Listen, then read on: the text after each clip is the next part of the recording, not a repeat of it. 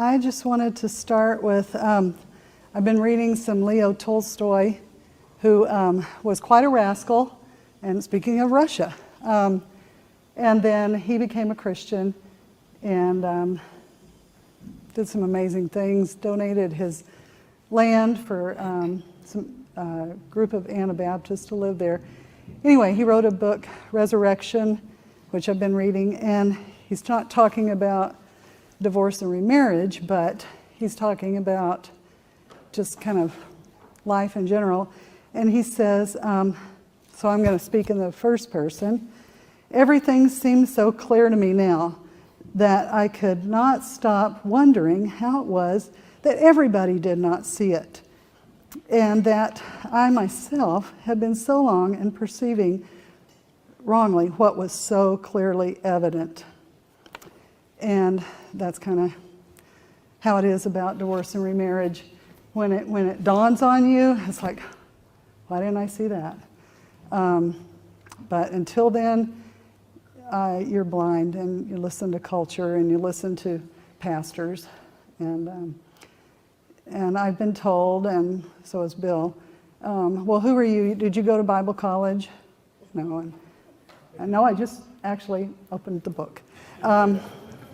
So anyway, I was married as a teenager. I grew up in a church-going home. I'll say church-going.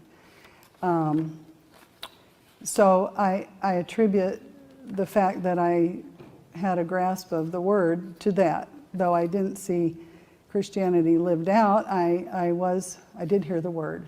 So then I went and did my own thing, and was married as a teenager, and my husband was not a Christian, and I was backslidden. But then his brother actually became a Christian, and I started going to church with him, rededicated my life, and then Sam became a Christian.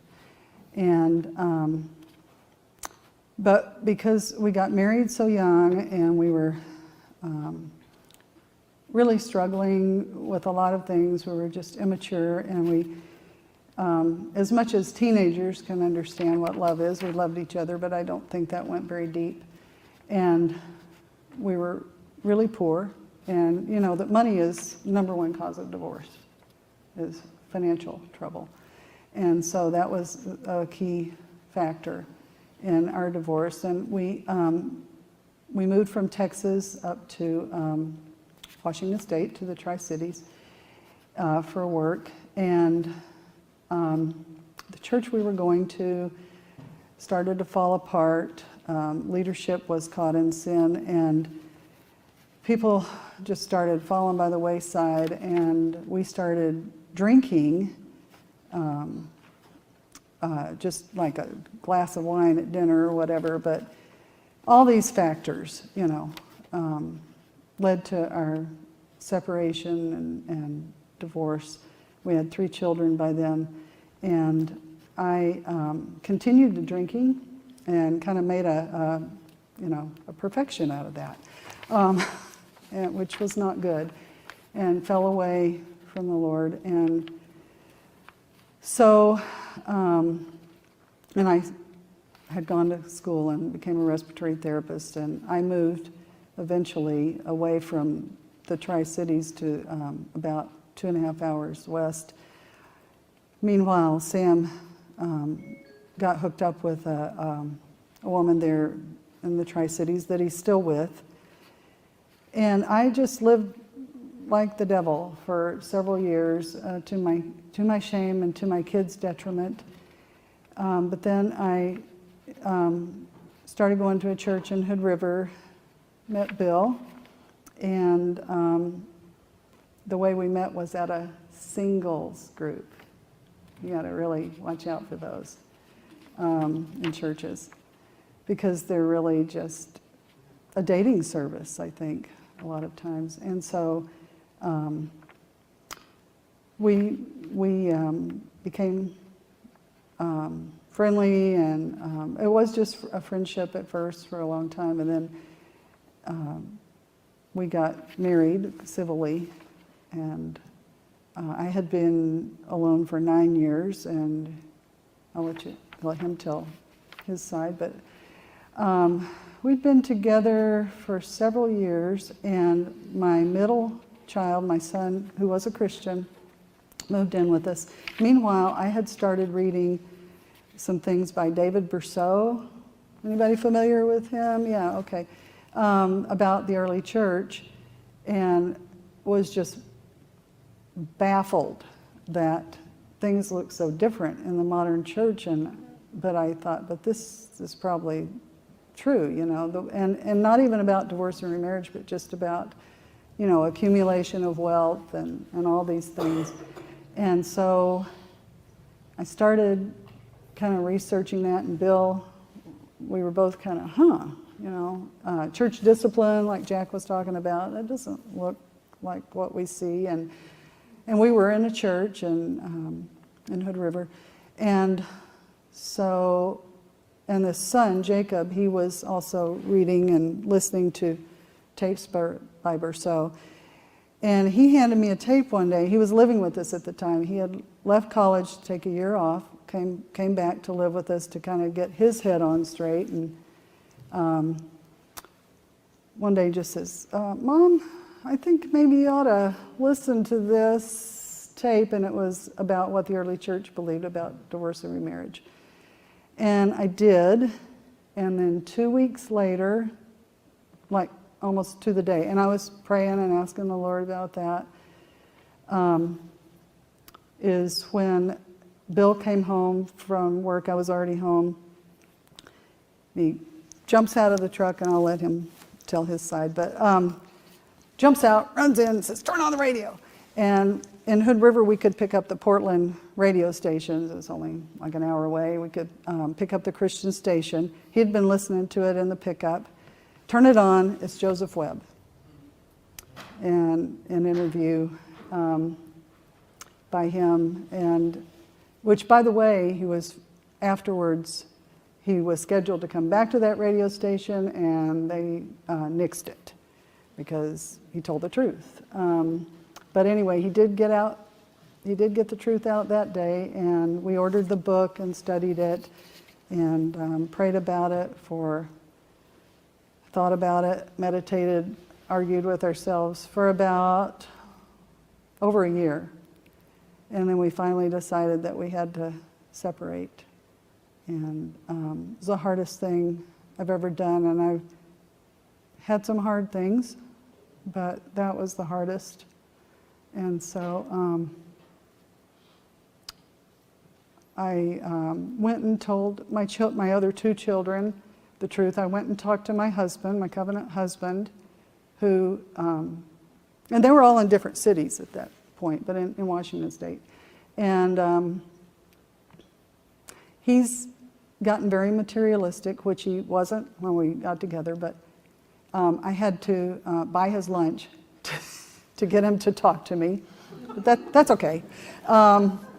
And told him what I'd discovered and what I believed, and he changed the subject, which, whatever, I told you, you know, and told my kids, and going forward, you have to know that I can never honor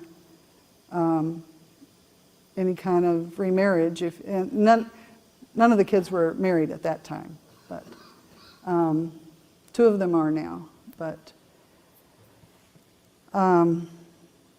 so we separated, and it's been tough, and we told our families, and I listened to Dave Ramsey, which that's another subject, but Dave Ramsey always asks people, have you had detractors, or have you had supporters, or mix? I have to say it's been mostly detractors, which is kind of sad. But the interesting thing is that people who are unbelievers that we've told have been more supportive than people in the church. Yeah, like one coworker, he says, yeah, that's what my dad always taught me. And he's stayed with his wife, even though they've had a lot of issues. yeah, another friend, she said, yeah, and she's divorced, but she said, I always felt like there's some kind of bond there that just didn't go away. Like, really? Yeah. So here we are, and we've been separated since 2001, and I live about an hour away from Bill, and it's kind of funny, one of my cousins that's now passed, a few years into that, my mom just, it really threw her for a loop when we did this, but she's like, well, okay, that's Rhonda. And my cousin said to her, she'll find somebody. And here it is, 17 years later, and he's passed, and I'm still standing. So. Am I speaking into this? Do you want this? I didn't know if you had. Can you hear me by the mic? Great. Okay. I'll use it. Thank you. Let me digress a little bit back to Bill, can I my personal testimony. please put this on here real quick? You'll find it. And can you just put that in your pocket? Sure. Okay. We'll get you on the camera. Then if you'll be patient with me, then you'll see how it dovetails in with Rhonda's account. I was also raised in the church. My parents, from an early age, back as far as I can remember, 5 years old, would drop us kids at the church, and then they would have their day, and I'd go to Sunday school along with my 3 siblings. I learned a lot. I understood a lot, and at the age of 11, 12 years old, dedicated my life, was baptized. It was a knowledgeable understanding and experience, but life came along, and at 14, 15, I just kind of went by the way of the world. Graduated in '69. The '70s were a ripe time to get high, have a lot of fun, do all the things that Christians aren't supposed to do, but I was swallowed up.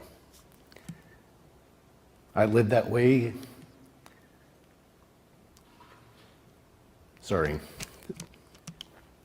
Lived that way till I was 34, 35. I was married, non-covenant marriage, because she was married before. At 30, she walked out on me. At 35, just came home one day, she was crying. I said, gosh, baby, what's wrong? Well, I've got an apartment, I've got my suitcase packed, and I'm gone. That's the last I've had a word with her. I relate to what Don was saying about being brokenhearted. I was brokenhearted. Fortunately, I had a lot of weed, and I persevered with weed for quite a few years. It was 3 or 4 years after that, through different dealings, God working in my life. This is really hard for me. I haven't given a testimony in years. I can remember the day like it was yesterday. I do a lot of meditating and reading in the tub. Just an old clawfoot tub at home. It's nothing fancy. And remember saying, Lord, I know I've blown it. I know who you are. If you'll have me, here I am. That was a genuine awakening and a true conversion. There was conviction, there was redemption, and there was new life. I'd been a Christian about 2 or 3 years, like Rhonda said, going to a CMA church in Hood River. Good pastor. I really admired him, learned a lot from him. When I had decided Rhonda was the person I wanted to marry, we spent about an hour and a half or 2 because I'd read the scriptures in 1 Corinthians 7.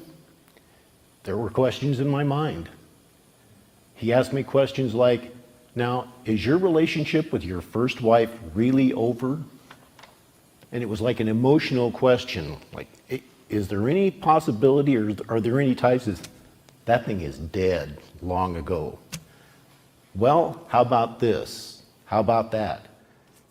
Though I admired him greatly and still do today, I didn't get anything about the scripture that says, well, you're not really free to be married to Rhonda because she's married already.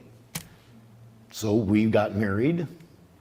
It was 8 years later, 7 years later, that I loved listening back then to Christian radio, and Georgine Rice hosted a show there and had Pastor Webb. Pastor Webb came on, and that's where it dovetails in with where she was. I came home and just said, you got to listen to this guy. And he was still on the air, still giving his spiel.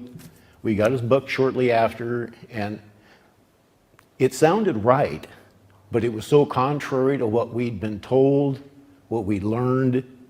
Like Rhonda said, we spent about 1.5 years praying about it, meditating over it, looking at other books that said it's okay, about Pastor Webb's book that said it's not okay, and mostly about the Bible and what it had to say, and a lot of prayer, a lot of meditation.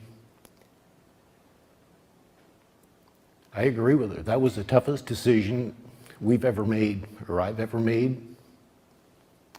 But we decided to separate. I left the CMA shortly after, started going to a Nazarene church. I really believe I had the gift of teaching. I led a Bible study in the pastor's home for about 1.5 years. I taught an adult Bible study class at that church. When we came to this truth, there was really a point in time where God spoke to me and he says, are you going to follow the church? Because pragmatism kind of fit in there. You've got this ministry. People are listening to you. It really felt good to teach people and see them understand, adhere, come closer to God, come closer through the Word. But there was a decision. Are you faithful to the church, or are you faithful to me? There wasn't much of a decision to make. I left the Nazarene church. And speaking of church discipline, we were talking to somebody here just last night. The same pastor at one of these Bible studies, after several of the people had left, there arose a situation that I just didn't think was right. And we both stuck around and talked to the pastor afterwards, and we talked to him about church discipline, about excommunication, about sending away. He said, you know, Bill, I just don't know what that would look like. And it's like, I have no response. So we left that church. I was asked to lead the next 3 churches that I attended because I brought this issue up in a very loving, kind way. The first, the pastor was in a non-covenant marriage. But his excuse, and I sat down at great lengths and explained my doctrine, my position, my thought, my faith. And he said, but it's different for me because my wife was only married to this guy for about 8 months or 10 months, and he was a heroin addict. And I said, Bob, it doesn't matter. When you become one flesh, you're one flesh. It doesn't matter whether you were deceived, whether it was only a short period of time, but I was asked to leave because this makes me look bad. It's not what we teach. I've even gone to the elders of the synod or whatever, the higher ups, and they don't agree with this, so I don't agree with it. Okay, so I switched churches. I'm sitting in another adult Bible study class and they're talking about something, and I just started asking the question, but it says right here in the scripture What do you think that means? If you just divide everything else that you've talked about, if you divide everything else and just look at this passage right here, and it was 1 Corinthians chapter 7, what do you think this means? They kind of looked kind of funny, and they thought about it, and they didn't really have a response. I don't think they wanted to respond. Before the church service even started, and there was about a 10-minute interval, the pastor came in and says, "You have to leave. Don't ever come back again." But he was married and divorced. And I said, "Carl, I understand. I understand from the perspective that if you allow me to teach this or to say anything about this or get into people's heads, you can't, you're just not standing on firm ground." So I guess I just say that to say it has been a tough row. But like Peter said, there's no other gospel. There's no other way. What am I going to do? I enjoy times like these because I don't get fellowship. I don't have a computer. I don't have a smartphone. I don't have access to some of your online meetings, which are nice, but I've literally lived alone for 17 years and just stand with God's help. Thanks for listening.